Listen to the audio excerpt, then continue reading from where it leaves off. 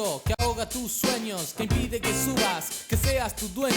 El nudo que corta la línea ascendente. Conexión. Seguimos haciendo economía sin corbata. Estamos analizando esta etapa, estos 12 años kirchneristas, cierto balance de la herencia económica que deja el gobierno de cara a la nueva gestión. Tenemos un presidente electo y de eso estamos hablando. Agustín Datelis, nos vamos a meter en competitividad y desarrollo, ¿es correcto? Así es, vamos a ir con este tema. Recién hablábamos de lo fiscal, ahora vamos a hablar de la competitividad. Vos sabés, acá en el programa lo hablamos muchas veces, que una de las principales cuestiones que hoy está afectando a la dinámica macroeconómica, al crecimiento, es la famosa restricción externa. O sea, es el cuello de botella que se generó en el sector externo a partir de la fuerte suba de las importaciones, la caída que han tenido las exportaciones el último tiempo, entre otras cosas por lo que está pasando en el mundo, la caída de los precios de los commodities, la recesión en Brasil, que es nuestro principal socio comercial, etcétera, lo cual ha angostado la generación de dólares por ese canal comercial. Y ahí aparece el tema de la competitividad. Muchos de nuestros socios comerciales han devaluado muy fuertemente. Brasil lo hizo casi un 60% en el último año.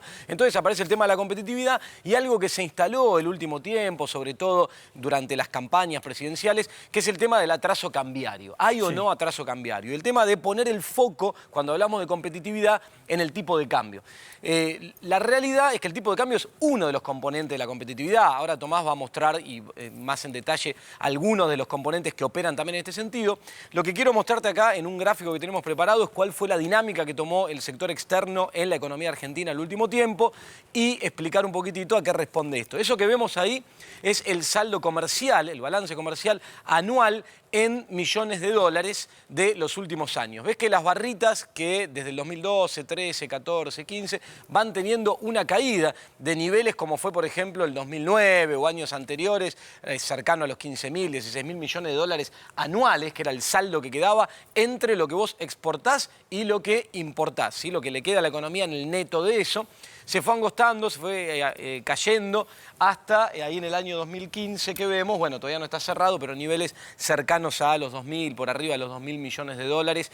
Esto genera ese cuello de botella, esa restricción. ¿Por qué? Porque la industria requiere importaciones, porque hacen falta pagar vencimientos de deuda, porque el turismo demanda dólares, y ahí es donde aparece esta cuestión. Ahora, ¿cómo haces para enfrentar esa restricción? Ahí es donde hay que correrse de la cuestión devaluatoria y poner el foco en eso, porque una devaluación del tipo de cambio tiene efectos negativos sobre otras variables económicas. Por ejemplo, te debilita el mercado interno, tiene en términos de políticas distributivas un impacto redistributivo muy regresivo, o sea, afecta a los sectores de menores ingresos, favorece a los sectores concentrados, vinculados con las exportaciones en términos de rentabilidad, pero no te modifica la dinámica exportadora. Si vos hoy devalúas muy fuerte el tipo de cambio en Argentina, además de los problemas hacia adentro que tendrías, no ocurriría una reversión de las exportaciones en términos de ingreso de dólares que te solucione el problema. Por eso la variable cambiaria en sí misma no es una solución. Y además, porque en Argentina tenés un fuerte traslado a precios cuando ocurre una devaluación del tipo de cambio, por la estructura productiva y la dependencia de las importaciones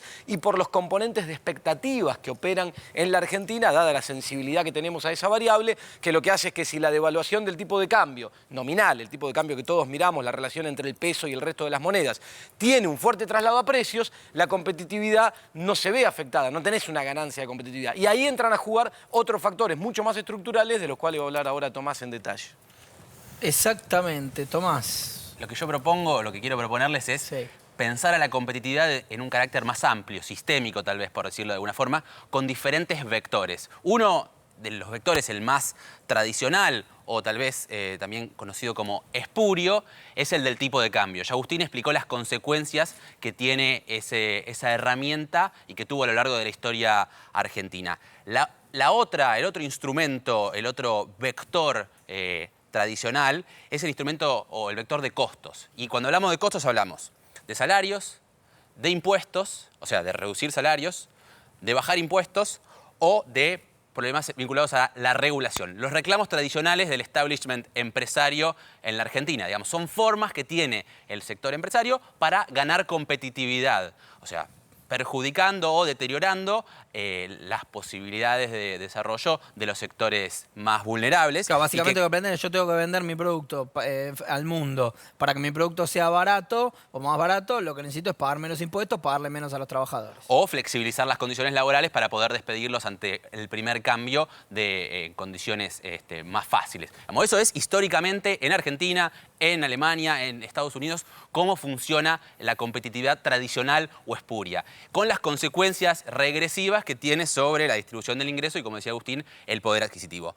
Eso contrasta con el otro bloque de mejoras de competitividad que existen en la economía, que están más vinculadas a herramientas sistémicas, como puede ser, por ejemplo, los incentivos estatales a determinados sectores específicos que uno o bien necesita proteger o bien quiere estimular por sus eslabonamientos vinculados al desarrollo industrial y tecnológico. Y en ese sentido era muy válido lo que veíamos en el primer bloque, vinculado al rol del Estado en la innovación.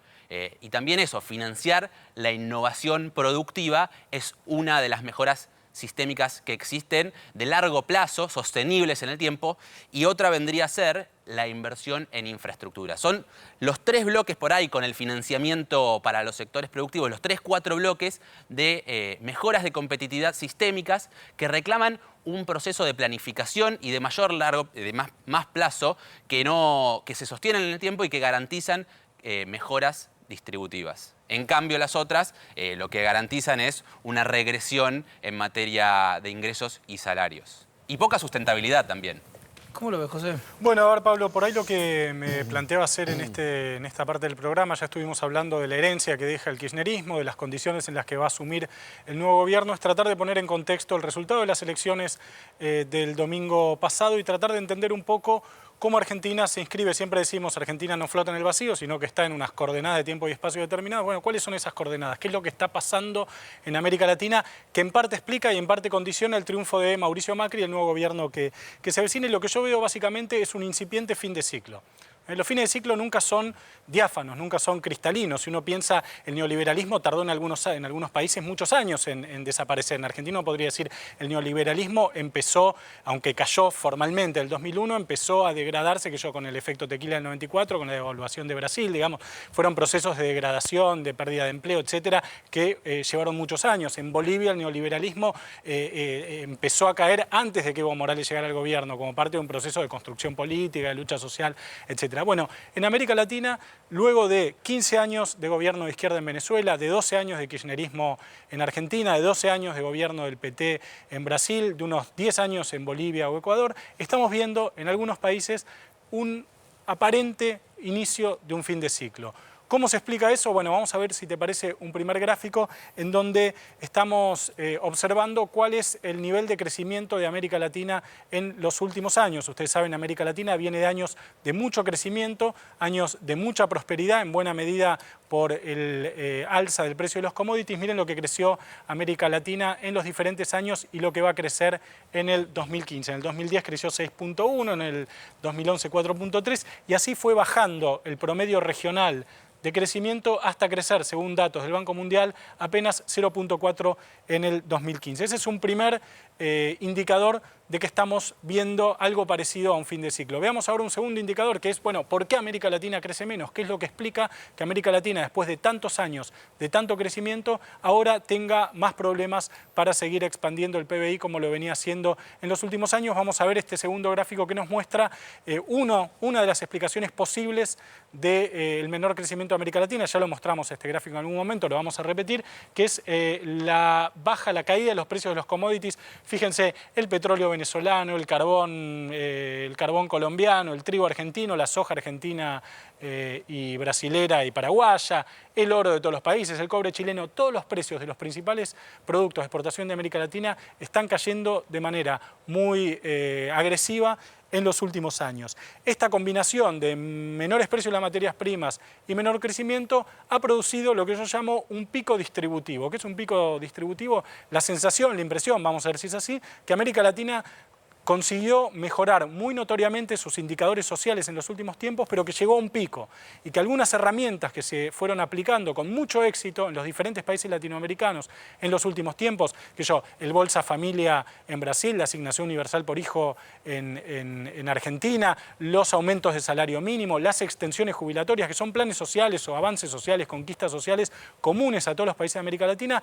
están entrando en un momento en el cual ya no alcanzan a seguir mejorando, a profundizar la situación social. Veamos entonces, si te parece, Pablo, la última placa donde se ve la evolución de la pobreza en América Latina y de la indigencia en América Latina en los últimos años. Veamos cómo la pobreza creció a partir de la crisis de los años 80, tuvo un pico al final de los años 90, cuando termina de caer el neoliberalismo, y cuando la pobreza en América Latina había llegado a un promedio de 43.9, según datos de la CEPAL, y la indigencia es la pobreza extrema, la gente que no tiene ni siquiera lo mínimo para comer y para alimentarse, había llegado a casi un 20%, cómo empieza a caer de manera muy pronunciada a partir de ese momento, a partir del 2001, del 2002, cómo cae, hasta que en un momento se estanca.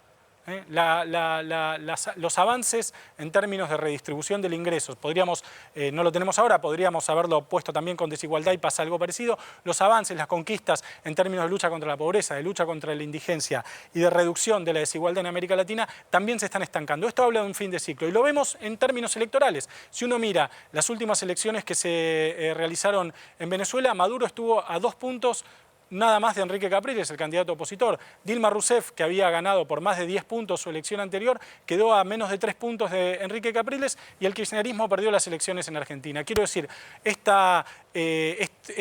cuadro económico diferente que llevó a una situación social diferente se está empezando a reflejar en algunos países en términos electorales. Me parece que el cambio de ciclo político en Argentina, el fin de ciclo político en Argentina, se inscribe en este contexto regional. Clarísimo, José, muchas gracias. Tenemos un hashtag, ustedes saben, han participado mucho durante este año en este programa a través de las redes sociales. En Twitter, el hashtag Economía sin Corbata. Por supuesto, los invitamos también en el programa de hoy a que nos acompañen con sus opiniones. Nos vamos a sorte, venimos en un muy poquitito. Afloja ese nudo que ahoga tus sueños, que impide que subas, que seas tu dueño. El nudo que corta la línea ascendente, conexión divina.